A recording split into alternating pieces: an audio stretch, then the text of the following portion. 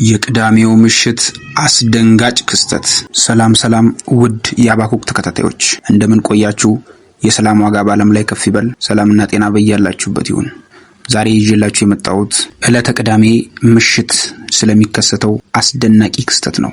የፊታችን ቅዳሜ ምሽት እንደ አካባቢው ሰዓት አቆጣጠር 6 ፕላኔቶች ጁፒተር፣ ማርስ፣ ሳተርን፣ ዩራኖስ፣ ኔፕቱን እና ቬነስ በሰማይ ላይ በተመሳሳይ አቅጣጫ ተሰልፈው ይታያሉ።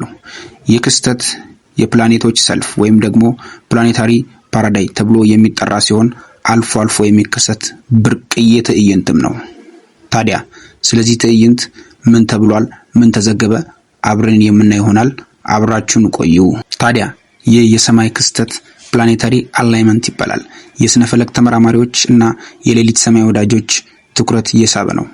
ለዜና በሚሆን መልክ ዝርዝር መረጃውን እንደሚከተለው አዘጋጅቻለሁ። እነሆ ምን ይታያል፣ እንዴትስ መመልከት ይቻላል ወደሚለው እንግባ። ምንም እንኳን 6 ፕላኔቶች ይሰለፋሉ ቢባልም ሁሉም በአይን ብቻ ፍንትው ብለው ላይታዩ ይችላሉ። በአይን የሚታዩት ማርስ ደመቅ ያለ ቀይ መልክ አላት።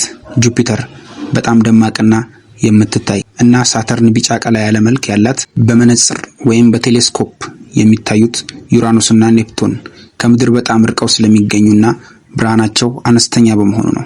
በደንብ ለመለየት የሩቅ መመልከቻ መነጽር ያስፈልጋል። ስለዚህ ይህንን አስደናቂ የሰማይ ላይ ክስተት መቼና እንዴት ይታያል? ይህንን ትዕይንት ለመመልከት የተሻለው ጊዜ ከአጥቢያው ፀሐይ ከመውጣቷ በፊት ባሉት ጥቂት ሰዓታት ነው።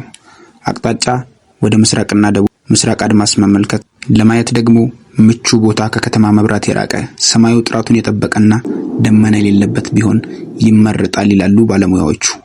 ቅርጻቸው ደግሞ ፕላኔቶቹ ልክ እንደ አንድ መስመር ተያይዘው የሚታዩ ሲሆኑ ከከዋክብት የሚለያዩበት ብርሃናቸው እንደ ከዋክብት ጥቅሻው። በዚህ ጉዳይ ላይ አንዳንድ የዘርፉ ባለሙያዎች እንዳሉት ለምን ተከሰተ የሚለውን ጥያቄ ይህ ክስተት የሚፈጠረው ፕላኔቶቹ በፀሐይ ዙሪያ በሚደረጉት የተለያዩ ፍጥነት ያለው ጉዞ በአጋጣሚ እንደ አቅጣጫ ተሰልፈው ከምድር ሲታዩ ነው።